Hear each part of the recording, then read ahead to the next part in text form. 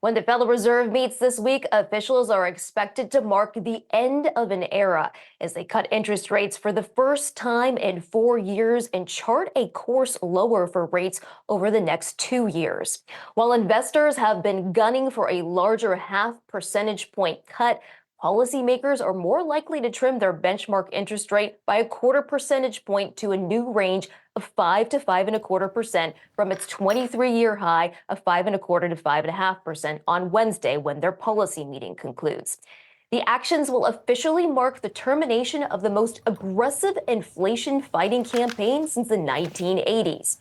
There will be intense focus on the Fed's new interest rate projections, known as the so-called dot plot, for how many rate cuts officials see for the remainder of this year and next. Many Fed watchers, including Kansas City Fed President Esther George, expect a baseline of 3 rate cuts this fall, one 25 basis point cut per meeting, with many more cuts next year, but likely short of the 10 the market is pricing in now. Now, it will be up to Fed Chair Jay Powell to explain the interest rate projections in the press conference following the meeting and either lay the groundwork for deeper, more aggressive cuts for subsequent meetings or say the Fed is expected to take a measured, gradual approach and is prepared to take more aggressive action if warranted. Now, elsewhere, the White House expected to declare today that the 3-year surge in inflation has largely ended. Lael Brainerd, the director of the National Economic Council, expected to say reportedly in a speech that with inflation under control, it is important to safeguard progress in the labor market. And guys, recall that Brainerd was a former vice chair of the Federal Reserve, perhaps in that 50 basis point rate cap. Back to you. Jennifer, thanks so much. I also wanted to ask, what can you tell us about what investors are expecting just in terms of how much the Fed will cut? I know that it's jostling around quite a bit ahead of that decision, but what can you tell us? Yeah, Maddie, Fed funds futures have been fluctuating wildly in the weeks leading up to this week's policy meeting about whether the Fed could cut by 25 or 50 basis points. As you guys mentioned, looking at the Fed funds futures this morning, it looks like a better than 60% chance that traders are betting on a 50 basis point rate cut. That was down from 50-50 on Friday and down from as high as 85% chance of a 25 basis point rate cut the middle of last week.